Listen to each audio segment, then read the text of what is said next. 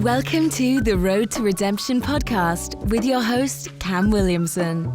Each week, Cam sets out to shatter the labels and stigmas associated with mental health awareness by giving life lessons and raw overviews of events happening around the world.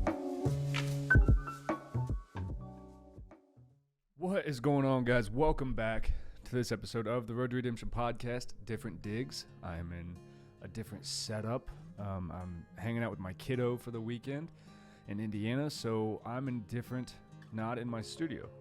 Today we are going to talk about taking life back.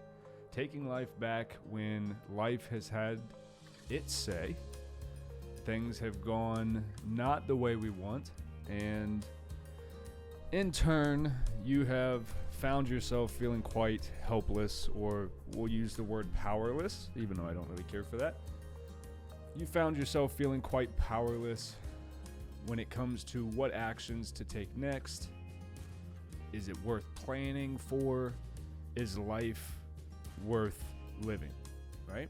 How do you get your life back after plans fall through, marriages fail, kids grow up and move out? Like, how do you come back to the center of yourself? Well, as per usual on this show, I'll tell you that self-assessment is incredibly important when trying to figure out your life and what you're going to do next. One thing that I've had to do recently, which you're currently seeing, is you have to demand time for yourself. As we become adults, it becomes very easy to go, my kids need me here, my spouse needs me here, my parents need me here, school needs me this, work needs this. And all of a sudden you get pulled in all these different directions that you really you didn't fathom it. You didn't sit around and be like, oh, I'm going to do this for this reason. You just start getting pulled in all these different directions by life, by things that happen to you that involve people that you care about. And all of a sudden you're sitting, and the only way I can describe it is what feels like you're sitting in an open field all alone, and instead of flowers or something like that that's in this field, it's problems. But they're not your problems, they're everyone else's problems. So while this field is filled with everyone else's problems that you can see and you're dealing with all the time, there's no one sitting in this field with you. And that's kind of what it turns into when you become the person that's just like, yeah, I'll handle that, I'll do that, I got this, I got that. You start to do that really because you get tired of losing control of your life. So instead of letting other people handle things or do things, you go, I'll just do that myself. And then do it once, you realize it works. Okay, I did what I had to do, and I went right back to doing everything else that I'm doing. So let me just handle it now. And because nothing's worse than when everything's going wrong, someone goes, oh, I'll help you with this, and then they do it wrong, or they make the situation worse, and you're like, I could have just done that myself, and now I don't have to deal with this. So sometimes you have to really make time for yourself, and you got to sit and go, this is what I need for me to be my best. And like for right now, me, it's isolation. I have to go away and be gone from everything, all my responsibilities, all my relationships, all my connections. And I have to remember like who I am and how I operate on a real time, not as a husband, not as a father, not as a son, not as a brother, not as nothing. Who am I? What am I doing? What am I going to do with the next 10 years of my life? What does it look like? Because my life for the last 15 years has been utter chaos, no control of my own, and just responding to all these different life situations that, the world puts me through. And I think you have to claim that power back and go, hey, I am a vessel in this world who's standing here, and I'm trying to make the most of this situation. Right? I'm not just this, pebble at the bottom of the ocean that just gets pushed back and forth as the ocean sees fit. It's like, man, I'm a mass in this bitch. I'm here. I mean something. I may not mean something to a lot of people. I may not mean something to the world at whole, but like I mean something because I'm here. I'm occupying this space. And some of us, we get so used to like cowering back and just being quiet. I think so many of us could really benefit from just take like a week. It's kind of where I'm, looking at everything is like, what does my life look like in the next 10 years, and what can I change in the next week to get there? Is it getting my body in shape? Is it getting my mind right? Is it leaving certain substances or things like that alone? Is it trying to, I don't know. I don't really know what it is for you. But for me, it's I got to get away. I got to get away from all my responsibilities. I got to get away from people needing me. And to be very honest, and this is the hardest thing, you got to get away from people wanting to be around you. People wanting to be around you is them wanting your energy. And when you're constantly giving your energy off, you're giving it away from yourself. And that's the thing that we don't realize about our most interpersonal connections is you're constantly giving these things energy. Every time you send a text, every time you call them, every time you think about them, every time you do these things, you're giving away this massive amount of energy that you cannot then get back for the day. You might get it back tomorrow, but now the day is going to be gone. So it's like, and you have to have hard conversations with people. I think that's a really hard lesson for a lot of people to learn is it's okay to say you need space. It's okay to say I need to not talk to you for a while. There's some things I need to figure out about, the way we communicate or whatever. It's okay to also not have a reason. That's a big thing when you're taking your life back. You don't owe anybody an explanation for nothing that you do. Nothing. You don't owe anyone a fucking explanation. You get to live this life completely unapologetically, but you just have to choose to do that. You can go and stay in a hotel and do whatever you need to do and get away and go get a lunch, get a massage, fucking chill, man. You can do these things, and I promise you, within like a day, you're going to start to feel your own power come back, and then life is a lot less offensive towards you, and you're less on the defensive against it. And it's more you start seeing it as, oh, this is my space that I operate in. And as long as I'm just doing what I want to do all day long, and I talk about this a lot, it's a mission and soul-centered focus that you're doing. As long as you're doing that and you're completely fulfilled, you don't then have to feel bad about being like, well, why don't I miss this person? Why don't I miss this thing that I used to do? Why am I not so stuck in my old habits and routines anymore? And it's like, well, when you open new doors and you like invest time in yourself and you financially commit to certain things, and like in this, right? When I'm on vacation, it's not really a vacation, but I'm here to see my daughter.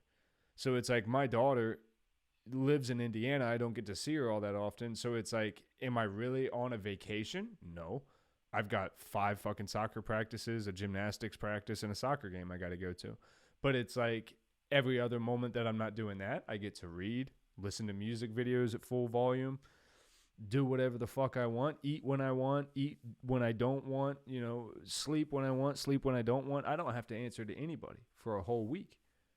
And it was just a bold proclamation I had to make to myself, to the universe, and go, if I don't take time for me now, I don't think I'm ever going to. And if I don't take time for me now, I don't know how much longer I'm going to be able to sustain what I'm doing. Because you got to be, it's great to want to be Superman.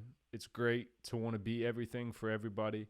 It's great to have noble ambitions for yourself. But you got to remember you're a human being. And your heart beats just like everybody else's. And you got to take care of yourself. You can take more onto your plate than the average human. I have no issue with this. But you have to also then do other things that the average human would not do, which is take severe time for yourself to recharge. If it's once a week, every 6 months, well, fucking do that. That's twice a year that you took out of 52 weeks, you took 2 of those to recharge. Think about that math. You took 50 weeks fucking getting it, 2 weeks, you didn't do nothing. And most of us would sit around going, damn, I was a lazy son of a bitch. Even though right now I'm still working, still going to take care of one of my kids later. You can still do all the things that you need to do in your life when you're taking your control of your life back, while also just doing everything you want to do. I think we get so caught up in life when it's life versus us. And that's just simply not how it is. Life is not out to get you. Life doesn't want bad to happen to you. Life doesn't necessarily care if good happens to you either, I'm unfortunate to say. Life is only giving you what you're working with it with. If you're sitting around doing the same shit every day, guarantee you're going to keep getting the same shit every single day. You go out, you experience new shit, you really shake things up in your life, tell people, hey, I'm gone. You can't get me. You can't talk to me. You can't nothing. I'm in isolation. You don't get access to my energy at all, no matter who you are, what you feel about it. You don't get it. Is it right? I don't know. Is it wrong? Don't really care. You do what you got to do because you have to do it. Remember, this is not anyone else's life. When you finally croak at the end of this, whatever comes next is not going to sit there with you and go, hey, was it worth it to live your life for your parents the whole time? Because you didn't really do shit. Yeah, you got up, you went to a job, you made some money, you had some kids, but you didn't do shit. You fucked all your life away because you didn't think you were worth investing in. Because at one point, someone told you this is the way it ought to be done, and you said, I'll do that. Why? Because I don't believe in myself that either what I want is possible, or you may be like me, and you didn't have people around you to go, hey, the things you actually want in life are totally possible. You can totally do those things. You just have to work really hard. You have to fight for them. You have to sacrifice for them. Like, you have to have the hard conversations. A lot of people, when I was growing up, they didn't have the ability to have those conversations. It's just, you do these things. Oh, you're not good at these things? Well, then you're dumb or something's wrong with you. And it's like, well, that's a tough way to grow up for like 15 years, is for people to constantly tell you that everything you do is wrong, or you're not good at it, or it's not meant for you, or you're constantly supposed to be out trying to find the thing that's meant for you. And it's like, well, what if I just create my own lane? What if I just take back control of my own life? Something I gave away the moment I was born. I didn't have control of it. But at a certain point, the second you start to look around your situation and realize, oh, things aren't what I want them to be, you then have control of your own life again. You go, oh, I don't like that, which means I can do something about that. Or I really do like this. Oh, I can continue to do things like that. Let's talk about the last point, and then I'm going to get going. Other people's opinions. Don't worry about other people's opinions. It'll keep you up at night, I'm sure, especially if you have people you care about that, you know, have implications or whatever of what you're doing with your time. Fuck them. Straight up. Fuck them. They don't get to decide what you do with your time. If they weren't doing everything within their power at the time while your energy was there to show your value or to help you or to appreciate all the stuff that you do put in and that, you know, makes you need time to go away, well then, I keep reading this quote over and over again, which is like, it's like, write your story. If others are upset at the way they're portrayed in your story, they should have behaved better. And that's one thing that I think this is like an era for me. This isn't like a TikTok villain era or anything, but this is like an era for me where I'm finally just choosing myself, where I'm like, I'm sorry if you don't like it. You can go as dramatic as you want with the not liking it. You don't like it, you're going to leave? Leave. You don't want to talk to me anymore? Don't talk to me anymore. I'm such a bother to you because I don't do exactly what you want when you think it's okay. That's fine. Go find people that will do that because it's not me anymore. And I think more of us need to have this mentality where fuck other people, dude. Who cares? Who cares what anyone thinks of you? Who ultimately gives a fuck? Are they going to be there with you on your deathbed talking about how they rode for you and all your dreams and supported you and did everything to make sure that your life was happy? Probably not. They probably did their best at points, but they probably really let you down at some too. So let's not keep investing all of our emotional energy into the thoughts and opinions of other people. I'm not saying become a full-blown narcissist and fucking only think about yourself and do things selfishly, whatever, but it's like, man, if you're going to take back control of your life, you better start finding the fucking voice that you choose to use that's your own. It's authentic to what you want, because otherwise you're just going to devise some grand scheme of something that you're not. Which, if you're like me, you find yourself in similar situations to that quite often, where you're looking around and going, how'd I get here?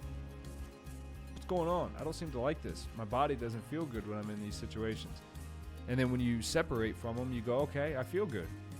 I don't have to do these things to maintain the survival mode that I'm living in. And then you have to ask yourself, why is that? What do I take from that? And then you meditate on it. Sit in it.